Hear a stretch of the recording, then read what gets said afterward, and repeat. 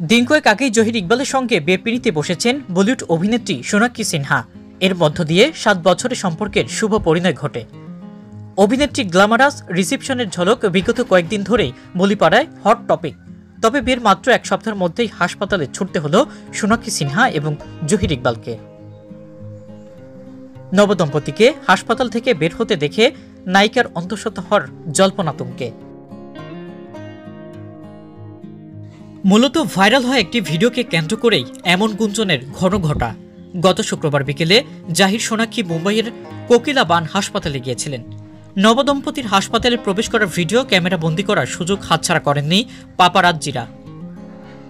সেই viral video ঘিরেই জল্পনা শুরু হয়েছে যে সোনাক্ষী সিনহা কি অন্তঃসত্ত্বা।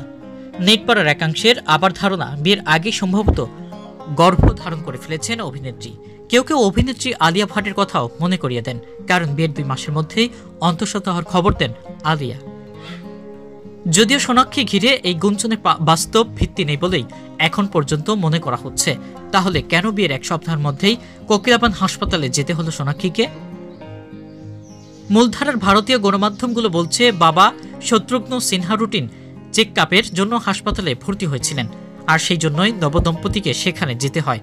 শ্বশুরের খোঁজ নিতে স্ত্রী সোনাক্ষী সিনহার সঙ্গে গিয়েছিলেন জহির ইকবালও। বলিউড মাধ্যম সূত্র খবর, প্রবীণ এই অভিনেতা বর্তমানে সুস্থ রয়েছেন। এর আগে সোনাক্ষী ও জহিরের ভিন্ন ধর্মী বিয়ে নিয়েও কম জল খোলা হয়নি। বহুদিনের সম্পর্ক থাকলেও বিয়েতে মত ছিল না বাবা শত্রুঘ্ন সিনহা সহ পুরো পরিবারের। যদিও পরে বাবার উপস্থিতিতেই বিয়ে করেন সোনাক্ষী ও জহির। এই বিয়েতে ছিল না কোনো ধর্মীয় আচার এবং অনুষ্ঠান।